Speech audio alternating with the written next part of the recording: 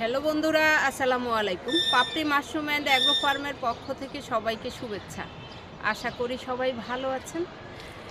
যারা মাশরুম চাষ টোটালি জানেন না, ইউটিউবও দেখতে আপনাদের ধৈর্য হচ্ছে না, তাদের উদ্দেশ্যে মূলত কথাগুলো বলা।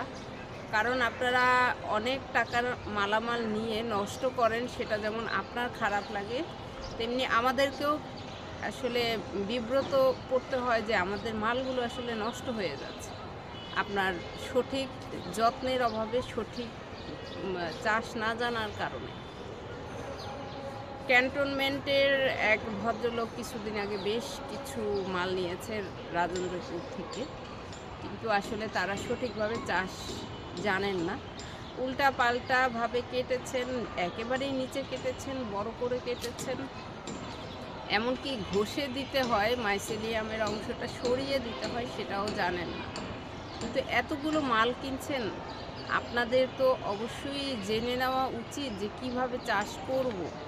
আমরা তো সবার পাশেই থাকি, কিন্তু আপনারা যখন জিজ্ঞেস না করে উল্টাপাল্টা কেটে একেবারেই হতাশ হয়ে যান, তখন আসলে বলেন এটা আসলে ঠিক না।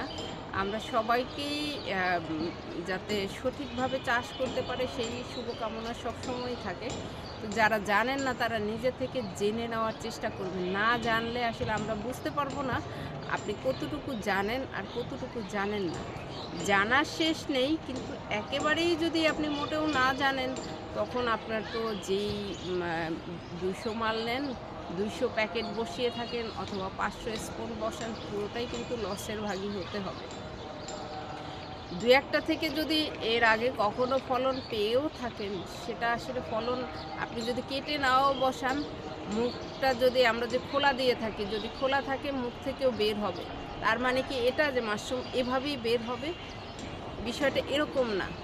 সঠিকভাবে না কাটতে পারলে আপনার মাশরুম অক্সিজেন যদি ধরে না রাখতে পারে, বড় করে কেটে ফেলে, একদম নিচে কেটে ফেলে, যে অনেকে বলে থাকেন 500 গ্রামের প্যাকেট ছোট, তাই কাটতে সমস্যা।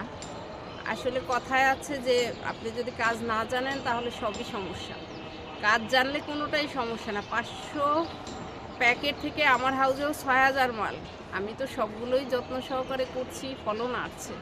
কিন্তু আপনি কিভাবে বলেন যে 500 গ্রামের স্পুন ছোট, তাই আপনার ডিআকৃতি করে কাটতে সমস্যা, তাই কাটতে পারেননি। এই ধরনের ভুলভাল কথা না বলে সঠিকটা জেনে নিন। না জানলে আমাদেরকে বলুন, আমরা আপনাদের পাশে আছি। আশা করি ভিডিওটি দেখে উপকৃত হবেন। এই বছরের মধ্যে এই দুইটা উদ্যোক্তা, একটা টাঙ্গাইল আর একজন রাজেন্দ্রপুর, এই দুজনেই এরকম ভুল করার কারণে আসলে আপনাদের সঠিকভাবে আসলে না জানার কারণে যে ক্ষতিগ্রস্ত আপনারা হবেন, এটা তো আসলে দায়ভার অন্য কেউ নিতে পারবে না, আপনাকেই নিতে হবে। আশা করি ভিডিওটি দেখে উপকৃত হবেন এবং জানার চেষ্টা করুন। কোনো কাজ করার আগে জেনে নিন ভালো করে, তাহলেই আপনি ভালো ফলন পাবেন অথবা ভালো দিকে যাবেন। কারণ যে কাজটাই হোক, সেটা মাশরুম না, মাশরুম ছাড়াও আপনি যে কাজটাই করবেন না কেন, না জেনে করলে সেখানে ভালো হওয়ার কিছু সম্ভাবনা থাকে না।